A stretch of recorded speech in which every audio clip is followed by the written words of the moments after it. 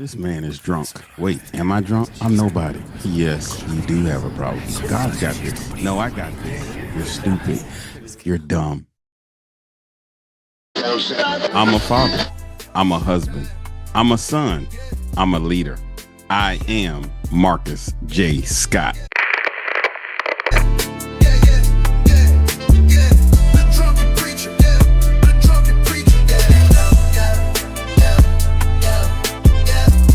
I'm Marcus J. Scott, author of The Drunken Preacher, here to encourage critical thinking, social awareness, advocate growth, resilience, provide hope, and help you find faith.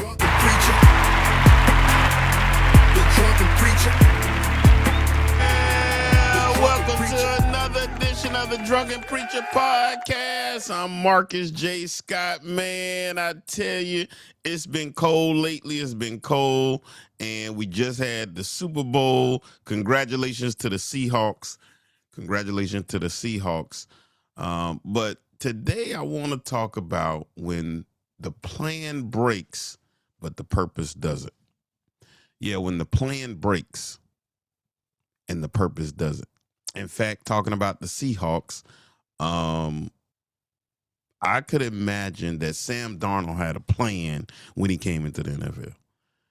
Probably had a plan that he was going to do well and take the Jets somewhere, but he went around to 5 teams.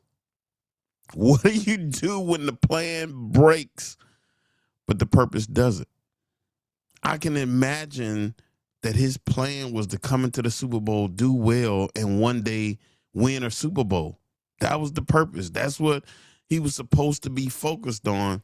But the plan he had didn't quite go that way. The plan that he had, I'm sure he did not imagine he would have been on 5 different teams before he actually got to the Super Bowl. And so I want to ask you again today, what do you do when the plan breaks, but purpose doesn't? Your purpose doesn't. Every season, everything that you go through, sometimes it looks right, sometimes it feels right, and it still falls apart. I'm reminded when I started my janitorial business and we were doing pretty good. And we went from doing pretty good to doing well. We went from well to doing great. I was right at the brink of $1 million company. That was crazy to me, starting as a little kid selling candy. Like that was my first little business / hustle, if you want to call it a hustle. But that was my little side thing. I was like, yeah, we're gonna go to. It wasn't Sam's at the time. I forgot what it was. Man, I forgot the warehouse store my parents would take me to. But it's like Sam's, and buy candy and then go sell it at church, sell it at school. I was trying to become the candy guy, make a little extra money. That was my first business. To go from that to almost $1 million business, I wasn't thinking that, especially at that time, that was possible. But as I begin to grow the business, I'm like, everything is going the way it's supposed to. It's growing and everything is happening. And then God was like, I need you to do something else. I need some disruption to happen. God allowed some disruption to happen. And I want to stay there for a minute because a lot of times when disruption happens, we think, okay, maybe I wasn't supposed to be doing this. Maybe I wasn't built for this. Maybe I'm not supposed to be going down this path. But let's kind of look at what disruption is, especially from a biblical perspective. Disruption is interruption with intention.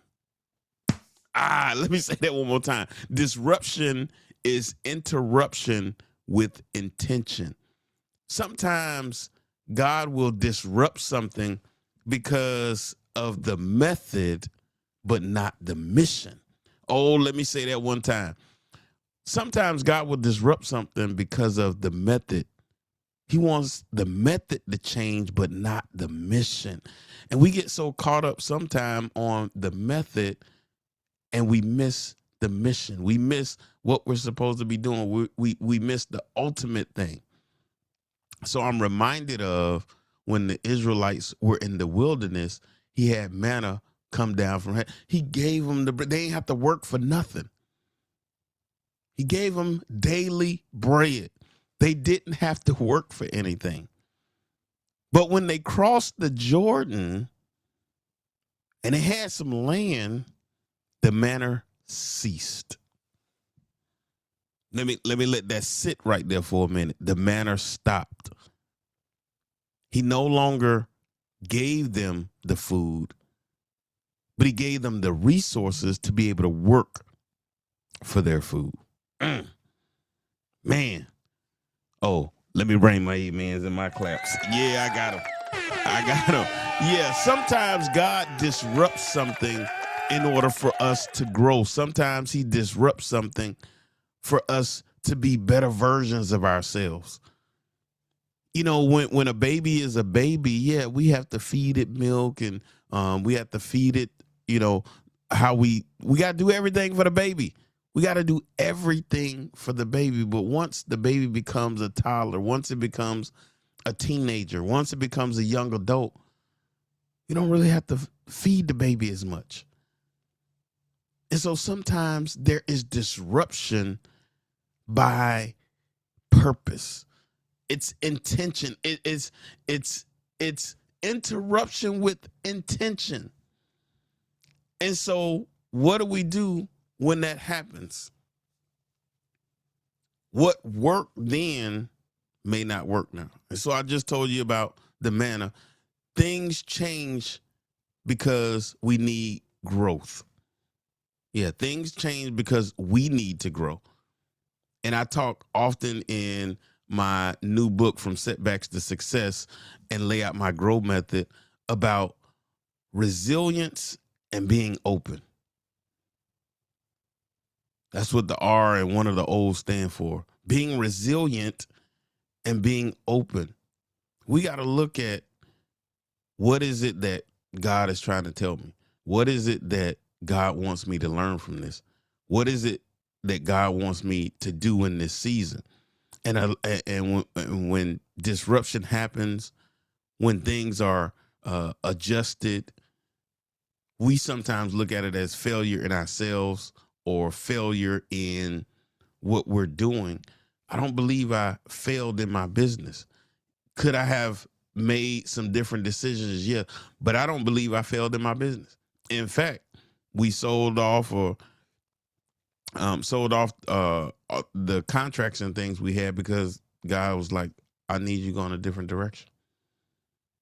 Yeah, we were going through some tough times, but the direction totally changed. So here's some of the things that I believe I wanted from my business. I wasn't all about the money. I was actually more about I wanted to create jobs. I always felt like I wanted a business where I could hire people. I could hire W-2 people. And so God allowed me to have a business to see how that operates from the top all the way down. Operating a business with W-2s and filing taxes and providing health insurance and all the stuff that comes with operating a W-2 business with, I believe we had like 32 employees total. Yeah. Generating approximately $58,000 a month, and some months even higher. God's showing me how to do things as we're growing and says, no, now I need you to do something else. What? I wanted to create jobs. But how about this, God? What are you teaching me? What do I learn from this? How businesses operate, how to build partnerships and relationships, how to teach other business owners how to go from a small business, a two-person business, because we started with me and my wife, how to go from a two-person business to a 32 employee business.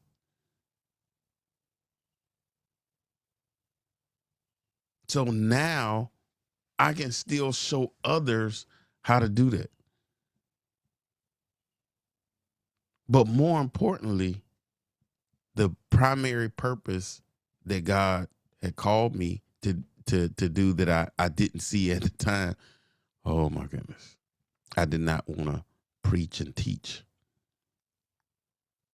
I really didn't want to do that. I really didn't want to. I often say I have PTSD, preaching, teaching, speaking this disorder.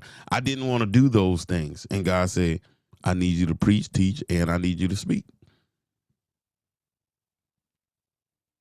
And further begin to open up that I need you to preach, teach, and speak and pastor. Say what? But now I need you to also use those skills that you used in business and growing a business in the church, but not just the church.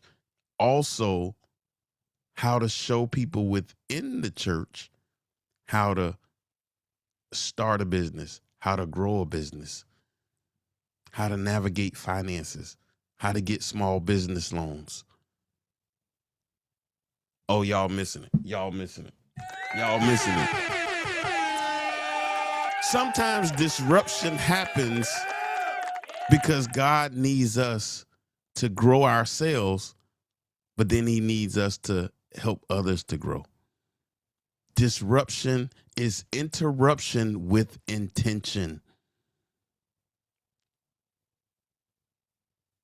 And so sometimes we get in our comfort zone and God needs us to get out of our comfort zone. Disruption exposes what you trust.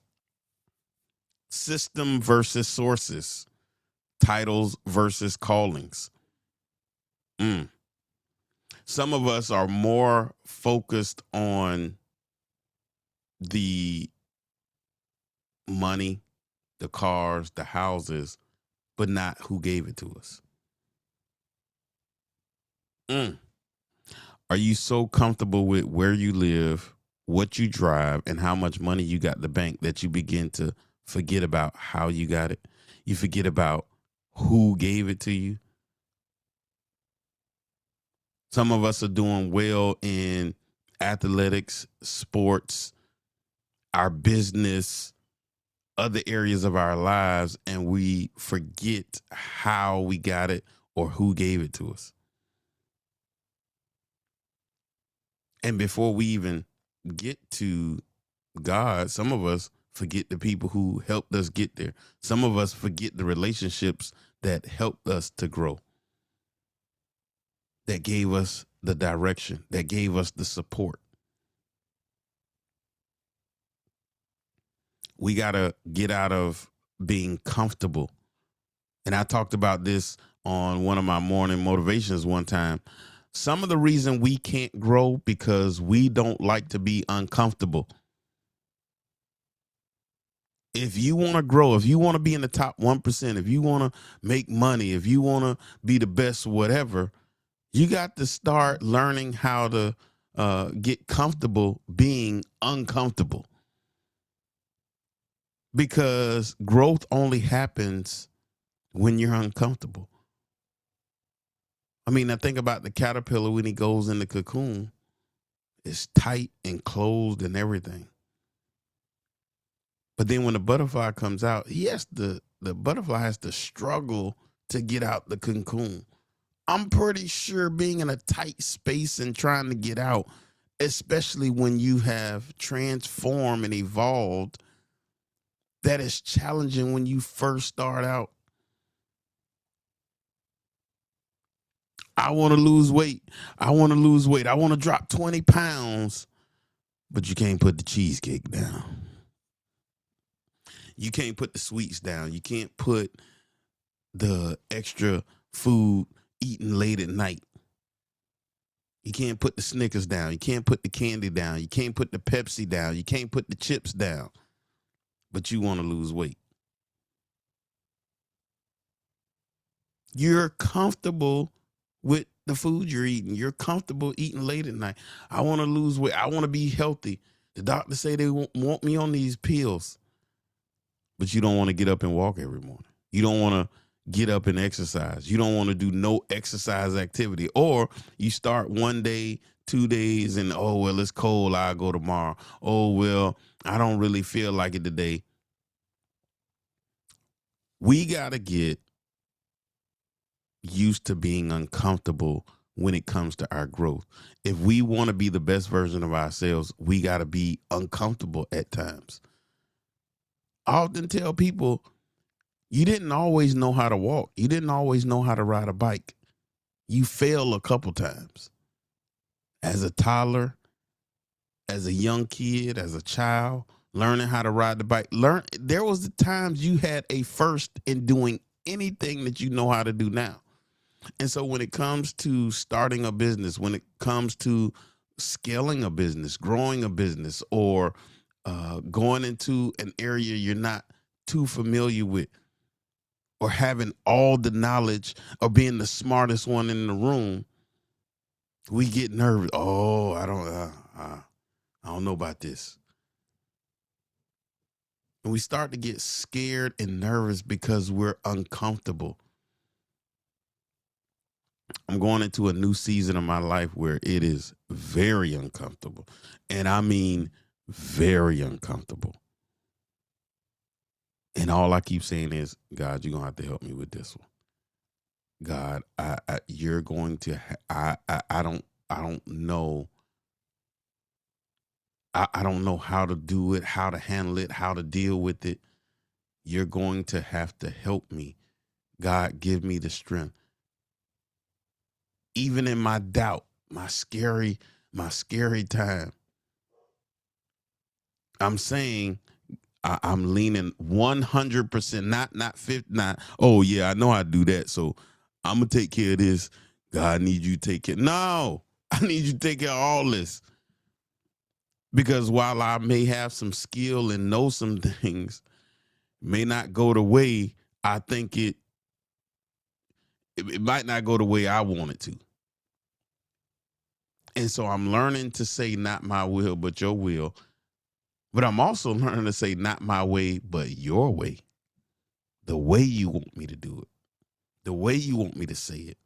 The way you want me to initiate it. How long? Time frames, distance. Who I get involved with, who I collaborate with, who I have the relationship with. We just got to get uncomfortable. We got to get we got to learn how to be uncomfortable whenever we're talking about growth. And so we got to begin to ask ourselves, what is this season teaching me?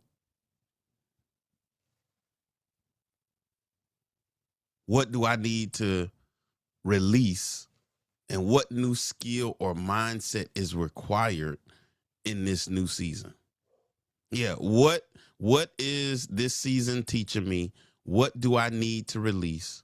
And what new skill or mindset is required? That's what we need to be asking ourselves in a season of disruption. Whenever things seem like they're breaking or not working anymore, the purpose is still there. When the plan breaks, the purpose doesn't. God still has a purpose. It's just the plan just doesn't look the same. We changing plans. We making a shift. And so let's not think that you're behind. Let's not think that we're broken. But let's focus on we're being built. Let's not think that we're broken. Let's not think that we're behind. Let's focus on we're being built. And I want to encourage you today. You're being built for something better. You're being built for something better. God has something much better for you than where you currently are and where you have been. I'm currently living and looking towards better. And let me tell you something, because in my mind and in my heart, yes, it feels like I just told you about my business that I felt backwards. Going from making a whole lot of money, a certain amount of money, to saying, God, you want me to do what? And the money drops significantly. It feels like, I don't know, feels like I'm behind.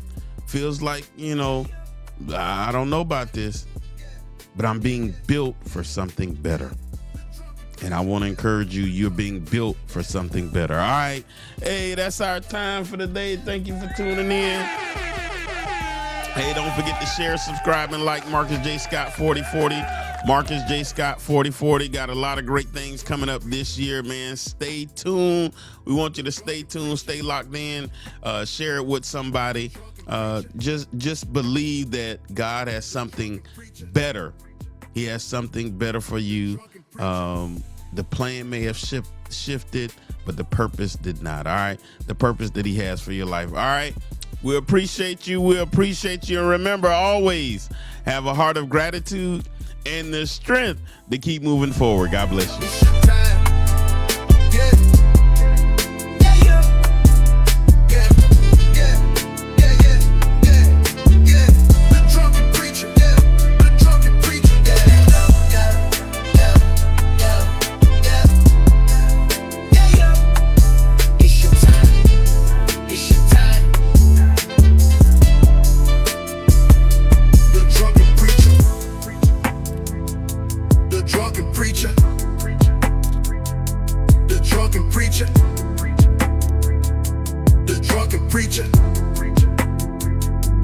Drunken preacher.